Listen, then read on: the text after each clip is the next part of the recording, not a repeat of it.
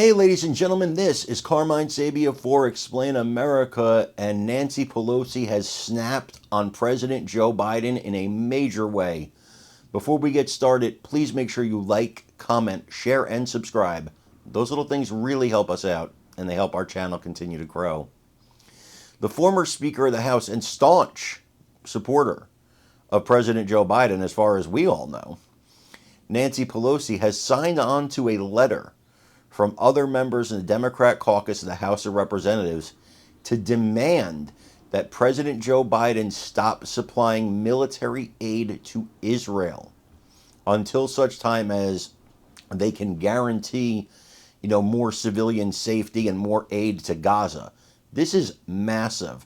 This is the Democrat Party turning on Israel. And, you expect it from some of the far left, kind of squad member types like Alexandria Ocasio-Cortez, but you don't expect it from somebody who's a serious lawmaker, former Speaker of the House like Nancy Pelosi. For her to go off in this way, it's kind of shocking. I want you to listen to this report about it and then let me know what you think in the comments. Do you agree with this? Do you think Pelosi is, making her move against Biden because she sees he's on his way out? What do you think it is? Let me know when you like, comment, share, and subscribe. I'm Carmine Sabia for Explain America. We love you guys. God bless you. Take care, everybody.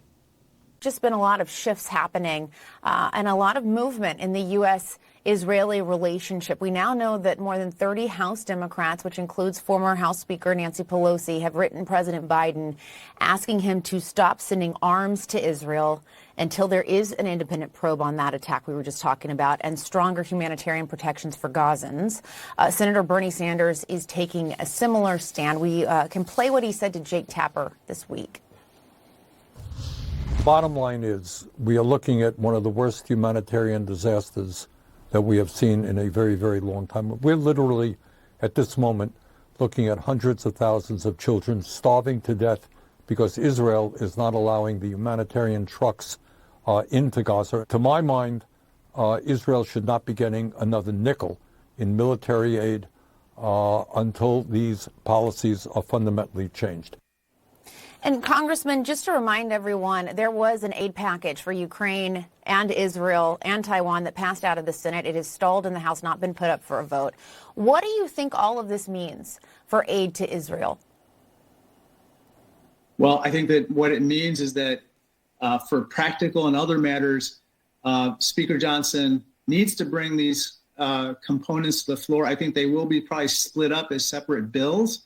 And very importantly, which I don't think has been mentioned, there's a $9 billion humanitarian aid component to what the Senate sent to the House that also requires immediate passage as well.